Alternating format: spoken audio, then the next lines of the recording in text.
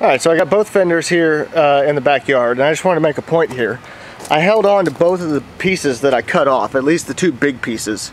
I did make an additional cut. There's, you know, a 1/2 inch that I cut beyond this radius, but my point here is hang on to your big pieces that you cut, because they're basically just templates, at least rough templates for what you need to cut off your if you're doing it like I am and you got two fenders, because you know this piece right here was cut off basically just like that. So you got some really good templates here to work with to at least get you started, and then you just kind of trim away from there. But just want to make this point: hang on to your you know, make some larger cuts initially and hang on to those pieces. Don't bend them up and throw them in the garbage. Just leave them as they are, and use them as templates when you're transferring it to your good fender. So I mentioned before how I shouldn't have made these hard 90-degree angles like this, because the fender, the little trailer fender patch panel that I'm going to use in here, has a radius around this curve.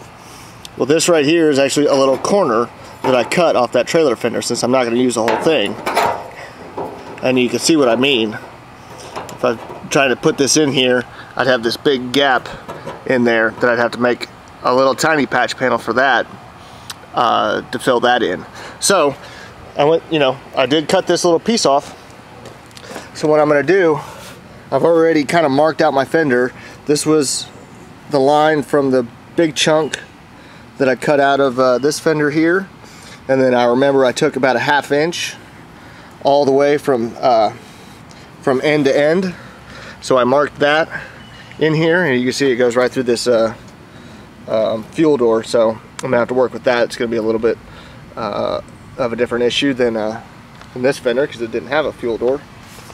So anyway, I added in that 1/2 inch, and you know, I marked the corners at 90 degrees, but I'm going to come in here with my little template, my little cutoff piece here, and make a radius in there, and I'm going to cut it as a radius so I don't have to make a little tiny fill piece in there.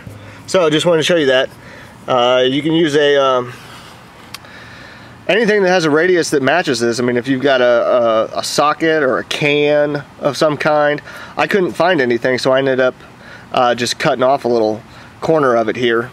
But anyway, you know, get these radiuses drawn into your panels and cut properly. The end product will just look a hell of a lot better, and it'll end up being less work for you. So just something to keep in mind when you're doing this. All right, there we have our cut orange fender. This is, of course, the sort of new, quote unquote, to me at least, new fender to me.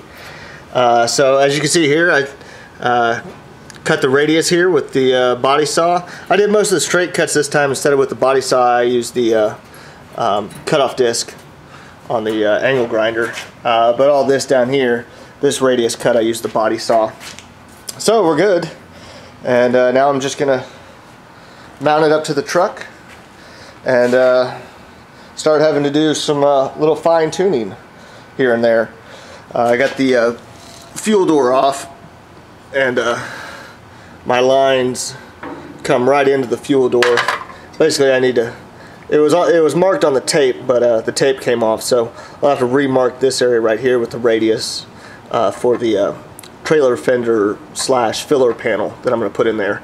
But you can see, you know, this is the part of this side, this shorty, and this shorty kind of narrow piece here is what I'm going to keep of the fuel door, and then it'll have to be welded into place here, and I'll have to do some more, might have to do some more trimming in here, but we'll get this whole thing mounted on the truck and then see how it is. So let me go ahead and do that, and then I'll shoot some more video.